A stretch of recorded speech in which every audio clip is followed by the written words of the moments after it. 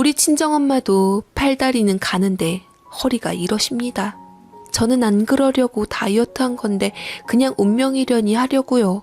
사실 이제는 해결됐지만 많이 부끄럽고 남사스러운 사연인데 입이 간지러워서 말할랍니다. 이거 10년 전 이야기지만 제 친구에게도 소문날까봐 말 안 한 따끈따끈한 이야기입니다. 제 남편은 홀어머니 밑에서 자랐는데 남편 태어나자마자 시아버지가 살아는 계시지만 죽었다 생각하고 남편 하나 바라보며 키우셨습니다. 남편 외가가 지방 부호여서 집은 비교적 사는 편이라 여자 혼자 키우셨어도 별로 고생 같은 것은 안 했다는데 이 중학교 때까지는 외갓집에서 살았다가 외조부 돌아가신 후 올라온 거라 따지고 보면 혼자 키우신 것도 아니죠 뭐. 남편은 시골 동네 유지 양반의 귀하고 안타까운 사연까지 품은 외손으로 완전 왕자님처럼 금이야 오기야 자랐다고 합니다. 사실 제가 결혼 이야기 나오고 홀어머니라는 소리에 조금 선입견이 있었다가 시어머니 뵙고는 깜짝 놀랐는데 이왕이면 두 분 다 계시는 것이 아무래도 어머니 혼자 키우시며 애정 쏟는 것보단 좋잖아요. 무엇보다 외아들이라서 다들 한 소리씩 안 좋은 소리 하는데 뭐 제가 시어머니랑 결혼하는 것은 아니라 꼬질꼬질 궁상 맞은 것보단 좋지 하고 만났는데 세상 이런 공주님이 없으시더라고요. 이런저런 이야기를 해보니 세상 물정 하나도 모르고 어디 동화 속에다 살다 오셨나 싶게 철부지에 돈 무서운 줄도 모르시고 고부 갈등도 모르시고 소녀 같아서 좋았습니다. 남편이 홀어머니 및 외아들 치고 깐깐하다 했더니만 어머니 대신 철든 거더라고요. 남편은 사상은 자유로운데 몸이나 지갑은 전혀 그렇지 않은 현실주의자입니다. 어머니가 본인 인생도 중히 여기시는 편이라 본인 꽃꽂이 하시고 골프 치시고 교양 있게 취미생활 즐기셔서 살림을 하나도 못 하신답니다. 결국 남편은 먹고 살려고 스스로 도우미 아주머니를 스승삼아 밥에 물 맞추는 거, 청소며 빨래 노하우를 배웠다고 하는데 어머니는 이런 남편을 흐뭇하게 바라보시며 부려먹으셨다고 합니다. 다른 것은 몰라도 살림 하나는 끝내줄 거라며 제게 자랑하셨는데 딱히 저 살림하는 걸로 욕하거나 잔소리하실 것 같아 보이지 않아 마음에 들었습니다. 남편은 깐깐하게 잔소리하긴 하지만 사상은 또 자유로워서 제가 뭐 하고 싶다고 하면 반대하는 법이 없습니다. 어릴 적부터 어머니가 키우셨지만 또 아버지와 정식으로 이혼하신 것은 아니라 초등학교에서 중학교, 중학교에서 고등학교 올라갈 적엔 아버지를 뵀다는 남편에게 들은 시부모님들의 역사는 어이없을 정도로 간단명료했고 옛날 분들 치고 시원시원하니 미련이 없었는데 일단 동네 하나 끼고 유지 아들 딸이던 두 분이 첫눈에 반하셔서 일사천리로 동네 떠들썩하게 결혼하셨답니다. 당시 전통 혼례 하셨다는데 서울에서 사진사 불러서 칼라로 뻥뻥 온 동네방네 주민들 사진까지 박아주며 요란스럽게 하셨다는데 어머니 댁에서 소 2마리를 잡으시고 아버님 댁에서 돼지 5마리를 잡으셨다는 소문이 나서 결혼식 전전날부터 거렁뱅이부터 장돌뱅이, 엿장수까지 들러 먹고 갔다고 합니다. 외조부님이 또 먹거리 인심으로 소문나신 분이라 당신 딸 결혼에 아끼실리 만무했죠.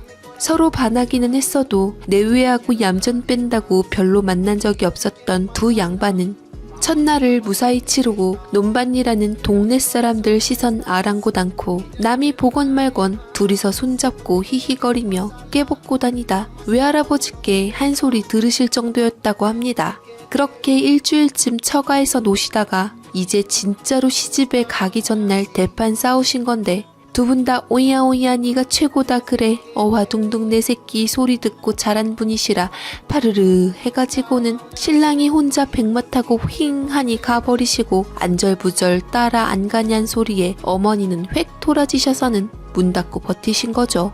왜 싸우셨냐 물으니 기억 안 난다고 하시는데 아무튼 그 일주일 동안에 남편이 생겼답니다.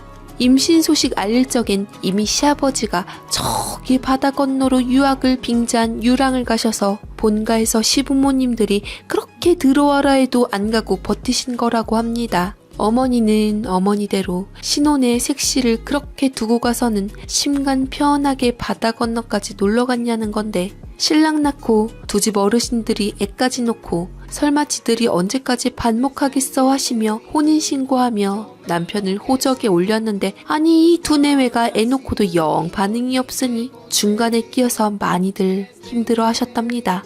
없는 집도 아니니 간간히 안부 전하며 명절마다 챙기고 남편 보고 싶어서 애달아 하시다가 아들은 들어올 생각도 안 하지 며느리는 대쪽같지 전전긍긍하시던 친가 어른들은 이내 그 집에 손주 생기니 반 포기하고 그렇게 무덤덤하게 잊혀졌답니다. 하여간 두 분 다 뭐 아니면 도로 성격들이 장난 아니신 모양인데, 어머니는 아직도 숲속 공주님처럼 치렁치렁한 롱드레스 입는 것을 좋아하십니다. 처음 친정 부모님께 이런 말씀 드렸을 때 요상스럽네를 하시면서도 마냥 아들만 바라보는 집보다야 낫지 않겠냐 하시며 네 복이다, 더 잘해드려라 하셨습니다. 그렇게 결혼 이야기 나올 무렵에 신랑이 낯색이 무척 어두워졌는데, 드디어 근 30몇 년을 따로 산 호적상 부모님이 이혼을 하기로 한 것이죠. 이 사람 아버지는 그동안 해외와 국내를 들락거리며 사업을 하시고는 나름 바빴고, 말씀으로는 간간히 어머니와 접촉을 시도하다가 번번이 퇴짜를 맞으셨답니다. 어머니는 1차로 아무리 싸웠기로쏘니 방금까지도 좋아 지내던 사람이 새색시 체면은 생각도 않고 지만 휑하니 집에 가버리냐. 또 2차로 임신 알고 자신이 통보한 게 3개월 후인데 그 모양을 해서 간 양반이 그새 배 타고 외국으로 휑하니 나르냐. 애 얼굴 볼 자격은 물론 남편 자격도 없다는 것이었죠. 어머니는 온 동네 사람 다 보게 손잡고 다닌 남자에게 소박 비슷하게 일을 당해버리니 그 동네에서 아버지 체면까지 깎이고 남편에게 아주 완강하게 화해할 생각이 없다고 하셨고, 유부남도 총각도 아닌 어정쩡한 상태로 30년 홀로 늙어가신 시아버지가 이혼하자 빽 하시니 시어머니가 그러자고 빽 맞받아치셨답니다. 남편이 그럼 결혼할 적에 혼주석에 아버지를 앉히냐 안 앉히냐 어머니와 상의를 하자 그건 또 결혼 주인공은 자기가 아니니 네가 알아서 해라 하셨다는 겁니다. 남편은 자기 아버지에 대해 서운함과 동경 비슷한 걸 가지고 있었는데, 어머니가 워낙 철이 없으시고 주관이 강하신 데다 자기 위주시라 심증적으로 신혼인데 좀 저주지하는 마음이 있긴 합니다. 어머니도 천륜을 자기가 어떻게 하냐며 그렇게 촉세우시지 않으니 결혼하며 저와 더불어 왕래했으면 하더라고요. 제가 한번 뵙고 결정하자 대답을 하겠다고 하니 자리를 마련했는데 왜 어머니가 한눈에 반하셨는지 알 것 같더라고요. 결혼식 날 제 친구들이 한 말을 빌리자면 시아버지는 제 신랑하고 완전 비슷한데 좀 다른 게, 이인은 한참 자세히 이목구비 요모조모 들여다보고 뜯어보면 잘생긴 얼굴인데 시아버지는 한눈에 잘생긴 얼굴입니다. 남편은 시아버지하고 닮긴 했는데 애매하게 닮았습니다. 그러니깐 시아버지 본판을 조금 놀리고 자르고 짜부시키면 남편 얼굴이 나오는데 그래도 어디 가서 못생겼다는 소리 안 듣습니다. 완전 신성희씨 저리 가라 콧날이며 속눈썹까지 길고 가지런한 데다 한눈에 봐도 돈 좀 있어 배는 도련님 상으로 정치하는 사람처럼 7:3 가르마 딱 가르고 단정하신 것이 차에서 내리자마자 내가 누구요 말 안 해도 일하는 사람들이 굽실굽실하는데 호감에 신뢰감까지 팍팍 생기더라고요.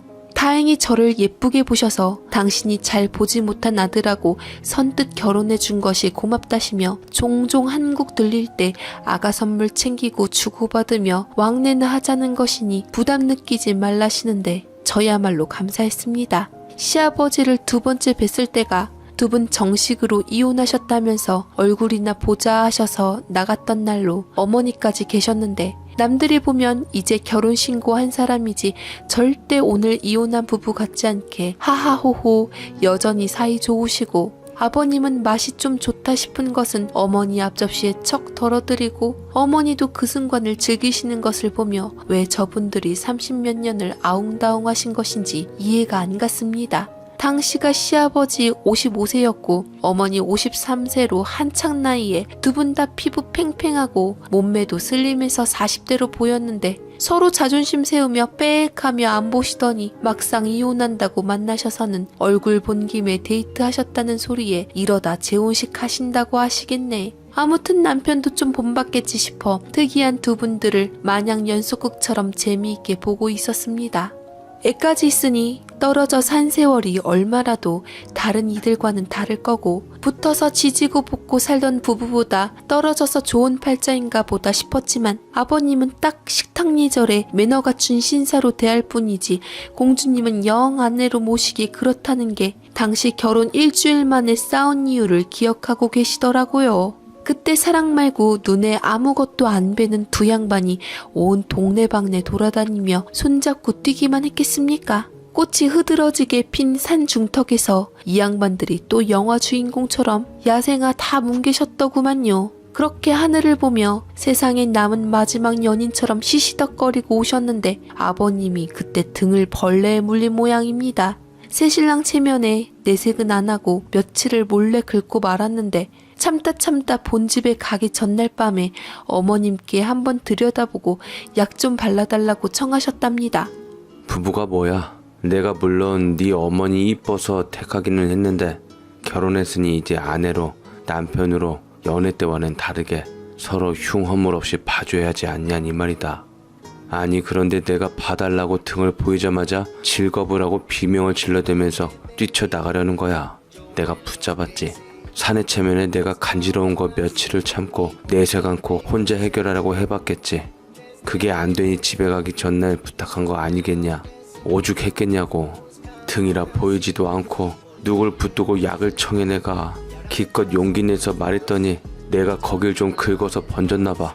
징그럽다고 난리를 피우면서 자기 유모 할머니 불러다 줄 테니 거기다 말하래. 아니 이 사람이 같이 꽃밭 뒹굴며 맹세하던 사람 맞나 싶은 것이 마음이 싹 식는데 나는 이 사람이 당시 벌레 물려 끙끙대면 입 딱 다물고 약 발라줄 의향이 있었다?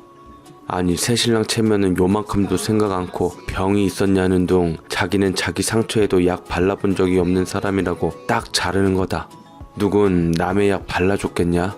그러나 나는 그때 기분으론 이 사람이 벌레 물렸으면 약 발라줬다니까. 그러더니만 베개를 이부자리 가운데다 딱 놓고 넘어오지 말라는 거야. 옵는다고. 바로 내일 우리 집에 가는 여자가 하는 말이 아침에 부모님하고 상의 좀 해봐야겠다는 거야. 암만 해도 병 같다고. 같이 꽃밭에 둥그러 놓고 혼자 벌레에 물린 죄로 누명을 쓴 것도 억울한데 믿고 살짝의 신부한테 말했더니 이건 뭐 장인 장모 다 알게 생기고 별것도 아닌 것에 팔으라 하니 보나마나 결백을 증명하려면 이 등까지 까보이게 생겼으니 내가 네 어머니한테 소방 맞은 거 아니냐고. 아니긴 뭐가 아냐. 기억도 안 나? 그것이 바로 그쪽이 때린 놈이라는 증거야. 맞은 놈은 억울해서 토시 하나 안 틀리고 기억하거든. 그래 내 올 적에 타고 온 백마 타고 새벽에 집에 갔다. 꾸벅꾸벅 졸다 일어나니 우리 집이더구만. 나는 이 사람이 어쨌든 간에 따라올 줄 알았다. 그런데 강간무소식에 사람 보내 어떻게 하고 있나 알아보랬더니 내 욕하고 있대서 유랑 겸 공부하러 영국에 갔지. 한 3개월 준비해서 몇 개월 배멀리 시달려 거길 가서 도착했어요. 연락하니 이 사람이 동현이 가졌다고 얼른 들어오라고 하시는데 이 여자한테는 소식 한 통이 없어. 내 연락처 가르쳐줬다는데 강간무소식이야. 내가 뭐가 아쉽다고 그 고생을 하고 거길 다시 가? 기다리라고 했더니만 또 빽해서는 내내 얼굴도 안 보여주고 이혼도 안 해주고 30년이 흘렀다. 하여간 이만저만 고집불통이 아닌 여자야. 며느리 앞에서 참 별소리를 다 하시네. 몰라요. 난 기억 안 나요. 어쨌든 아무리 화나도 신부 놔두고 가면 그 동네에서 신부 평판이 어떻게 될지 뻔히 알면서도 새벽에 집에 간 거 용서 안 되고 뭘 잘했다고 바다 건너까지 가? 얼마나 지났다고 그렇게 뻘뻘거리면서 나다녀요. 자식 생겼대도 연락 한 통 없는 양반이 들어오란 연락 받으면 들어왔을까? 남편으로도 아버지로도 든든하지 못한 건 피차일반 아니유. 내가 그 집 도움 없으면 애 못 키울 사람도 아니고 뭐가 아쉬워? 이혼녀 되기 싫어 버티긴 했지만 어떻게 살건 내가 일절 관심도 터치도 안 했으니 내가 욕먹을 건 없습니다. 제발 도장 찍어달라고 별말 없었던 거 보면 여자들하고도 보나마나 얼마 못 가서 빽하고 다 털어낸 모양인데 내가 특별히 앞길 막은 것도 없고. 어머니는 당당하게 본인만의 잘못이 아니라고 하시는데 남편은 아마 기저귀 한번 엄마가 안 갈아주셨을 거라며 시아버지를 위로했습니다. 사실 군대 갔을 적에 이사 가시는 바람에 버림받을 줄 알기도 했다고 하는 동현 씨는 혹시나 하고 일하는 아주머니께 전화해서 집 이사한 거 알고 찾아갔다고 합니다. 다행히 버린 건 아니고 어머니는 그때도 편지에 적을 걸 깜빡했다고 하셨는데 사실 편지는 한 번도 주고받은 적 없는 모자였답니다. 어머니는 꽃꽂이나 서예는 전문 화백이나 플로리스트처럼 하시지만 남편 위한 요리 한 번을 안 하신 분으로 장미처럼 아름다우셨지만 툭 까놓고 장미처럼 비실용적인 쓰잘데기 없는 엄마로 아내 역할 역시도 마찬가지였을 텐데 자존심까지 대단해 역시 왕자인 시아버지와 삐걱삐걱 할 수밖에 없었습니다. 하지만 드디어 남남이라면서 와인잔을 쌩하니 부딪히시는 두 분은 겉보기엔 너무 잘 어울리고 거기서 거기인 한 채 양보도 없는 모습이며 꽂히면 누가 뭐래도 직진하는 혁신적인 모습이 무척 닮아 있었더랬죠. 들어온 김에 하나뿐인 아들 결혼식에 아버지 역할은 제대로 하겠다는 말씀에 시어머니도 허락하셨고 우리 부모님도 자리 비워진 것보단 낫다 싶어 거부감 없이 그러시라고 하던 참이었습니다. 시아버님은 그런 친정에 무한한 감사를 보내시며 어머니와 달리 동현 씨 잘 챙기고 고집 덜 부리고 말이 통하는 저를 무척 마음에 들어 하셨는데 제가 처음 시아버지가 어딘가 좀 이상하다고 느낀 게 상견례 때였습니다. 유나하니 우리 엄마를 보시고 얼굴을 붉히셨는데 처음엔 아는 사이신가 했지만 그건 아니었고 저희 엄마가 솔직히 시어머니보다 미모나 몸매가 많이 딸리니 다른 생각은 없고 제가 짐작한 게 엄마가 허리가 드럼통으로 통통한데 팔다리가 가느셔서 그날 몸매 가린다고 한복을 입으셨답니다. 사실 엄마와 아빠가 나란히 서 계셨기 때문에 정확히 누굴 보고 그러는지 모르고 그냥 단순히 부모님 처음 보는 자리에 아무래도 외국에서 오래 사셔서 한복 입은 모습에 시선이 끌리시나 보다 낯도 가리시고 생각하고 말았습니다. 조근조근 말씀 나누시며 친정엄마와 예비 시어머니는 전혀 다른 서로에게 많이 끌리시는 눈치셨는데 왕비스러운 면에 간간히 웃음을 터뜨리시며 아버지를 챙기는 모습을 시아버지가 가느다란 눈을 해서 바라볼 적에도 별 생각이 없이 어려운 자리라 저 당당한 분이 부끄러움을 타시는구나 생각하고 말았습니다.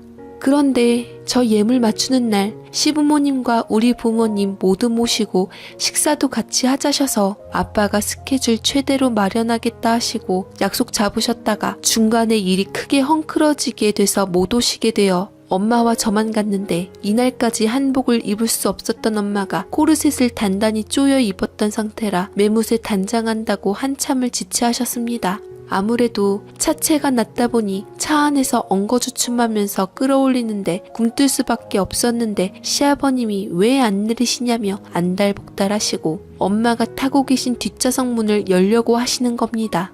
제가 급히 문을 안에서 잠그고 잠시만요 아버님 하고 소리를 쳤는데도 문고리를 막 붙들고 열려고 안달복달 하시더니 손을 마주 모아서 그늘을 만들어서 안을 들여다보려고 하시는 바람에 엄마가 대충 마무리하고 얼른 문을 여셨습니다.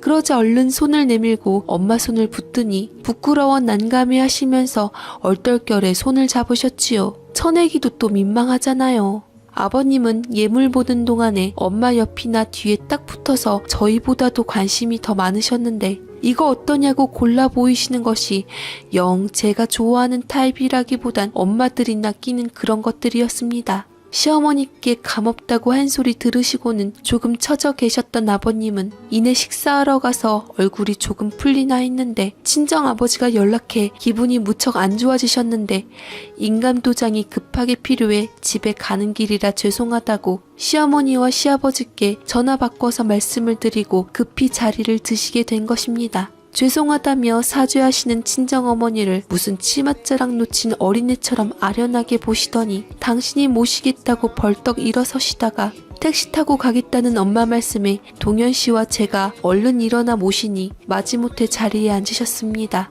제가 모실까 했지만 엄마가 아빠도 안 오신 자리에 당신까지 이렇게 중간에 자리를 비우게 됐으니 두 분 무시당하는 거라 오해하시지 않게 제가 꼭 자리 지키고 충실하라셔서 택시 태워서 모시고 들어왔는데 시아버지 되실 분이 표정이 안 좋아 영락없구나. 기분을 풀어드리려고 무진애를 썼습니다. 이렇게 될 줄은 몰랐는데 차라리 처음부터 아예 파토가 되면 편할 것을 다 맞추고 나니 이래버려서 제가 난감했는데 그 와중에 안 그래도 엄마가 그것이 걸렸는지 전화를 하셔서 다시 시어머니께 전화 바꿔드리고 양해를 구하시더라고요. 안 그래도 그 좋은 신혼 시절 빼액해서 30년을 안 본 밴댕이 소갈딱지인 양반이니 저 찍혀서 10살이나 하지 않을까 우리 친정엄마가 오죽 속이 타셨겠어요. 엄마 전화라니 시아버지가 왠지 움찔움찔 안달복달에 당신도 하실 말씀이 있는 표정이셔서 얼른 넘겨받아 잠시만요 하고 시아버지께 전화드리니 금세 얼굴이 확 피어나서 반색을 하시며 부디 조심해서 들어가시라고 당신이 기사에게 넉넉히 쥐어줘서 보내야 할 것을 마음에 걸린다며 다정하게 챙기셨습니다. 시아버지는 그 전화 후로 저에게 이것 먹어봐라 어째라 아는 척을 하시며 과연 사부인 닮아 손끝도 야무지고 조신하다고 칭찬을 하셨습니다. 이 얘기를 전해 들은 엄마는 사돈어른이 남자